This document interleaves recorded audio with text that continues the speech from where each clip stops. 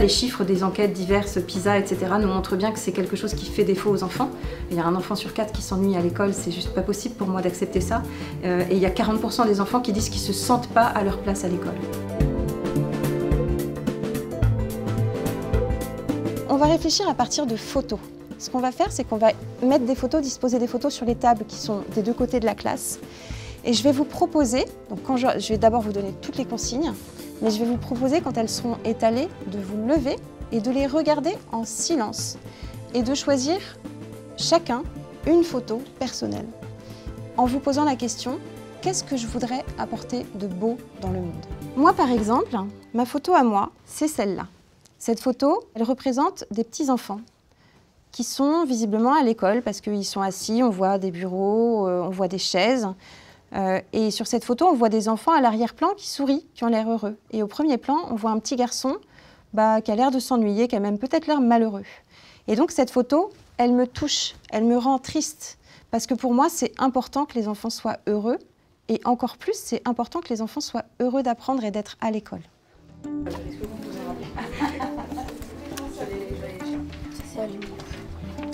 Allez, courage.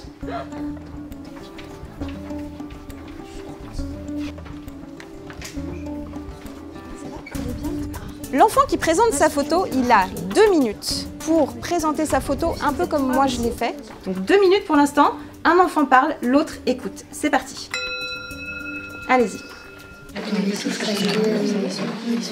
qu'il y a des gens qui dorment dehors, qui n'ont pas d'appartement, et qu'il y a des gens qui ont des appartements. Ben moi, je vois qu'il y a des gens, je les vois, ils sont heureux d'avoir de l'eau, alors que moi, quand j'ai de l'eau, genre parfois j'ai pas envie de la boire, ou sinon ça me, genre pour moi c'est rien du tout, alors que pour eux c'est quelque chose.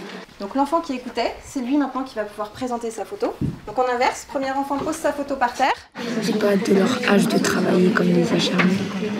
Et ce que je voudrais apporter de beau, c'est que dans ce pays, toutes les personnes soient égales. Et pourquoi elle te touche cette photo? Parce que les poissons, moi je les aime bien, ils sont bons et en plus ils sont beaux. Et alors ça te rend comment de voir cette photo? Ça me rend triste puisqu'on peut-être on va plus les voir. C'est une photo d'un monsieur qui est pauvre, qui a un chat, et un monsieur qui porte le chat au pauvre. Et qu'est-ce qui t'a touché dans cette photo? C'est que le monsieur donne de l'argent aux pauvres.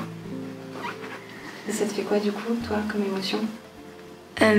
Joyeux et triste. Tu montres bien ton image? Ismaël, ce qu'il voit sur cette photo, c'est que le monsieur est certainement une personne handicapée. Et ce que ça lui donne, donc ça le rend triste, et ce que ça lui donne envie de faire, c'est de créer une association pour les personnes handicapées et les SDF. Ismaël, quel mot-clé est-ce que tu voudrais choisir? Ça pourrait être handicap, ça pourrait être SDF, ça pourrait être entraide, solidarité, ce que tu veux. Solidarité. Ok, merci beaucoup. Lassana, il a choisi cette photo qui représente une plage qui est jonchée de déchets. Et Lassana, ça te rend triste, c'est ça que tu m'as dit? Est-ce que tu veux choisir un, voire 2 mots-clés du coup, qui représentent ce que tu penses? Recyclage. Alors ça peut être déchets, et sinon ça peut être la protection des animaux, ou les deux. Je peux te mettre entre deux. Les deux? Ça marche. Est-ce que tu as un mot-clé qui te vient? Découvrir le bonheur. Inès a choisi cette magnifique photo, on voit un iceberg et ça lui fait ressentir de la tristesse et un peu de colère puisque du coup on pense au réchauffement climatique et elle, ce qu'elle voudrait faire, c'est pouvoir lutter contre ce réchauffement climatique, notamment en gaspillant moins, c'est ce que tu m'as dit, et en faisant des petites actions quotidiennes pour pouvoir lutter contre ce réchauffement climatique. Est-ce que tu as un mot-clé qui te vient? Anti-gaspillage. Anti-gaspillage? Allez, c'est parti. Donc, Aliassine, il a choisi cette photo-là, qui lui évoque de la tristesse. Et il a beaucoup insisté sur le fait qu'il voulait aider les autres qui sont dans des situations de pauvreté. Donc lui, il voudrait les aider, éventuellement créer une association pour pouvoir le faire, pour que tout le monde se sente bien. Est-ce que tu as une idée de mots-clés qui est soit déjà au tableau? S'entraider. L'entraide? Oui, on est là dans la zone... dans la zone empathie. Naïla a choisi cette photo. On voit un homme qui est sans doute parti faire la guerre. Donc ça la met en colère. Et elle, ce qu'elle voudrait vraiment faire, c'est pouvoir aider les personnes qui sont contraintes de faire la guerre à s'enfuir, pour qu'elles n'aient pas justement à faire la guerre. Parce que généralement, elles n'ont pas le choix. Et donc du coup, toi, tu voudrais les aider à s'enfuir.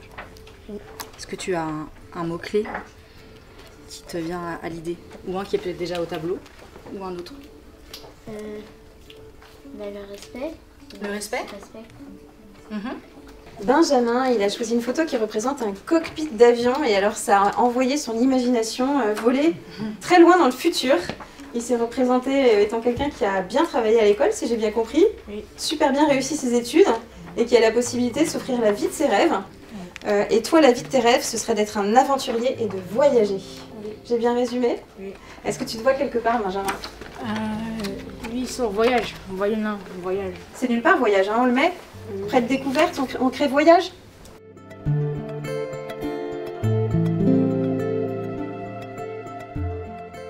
Merci déjà et bravo. Je pense que vous pouvez vous applaudir.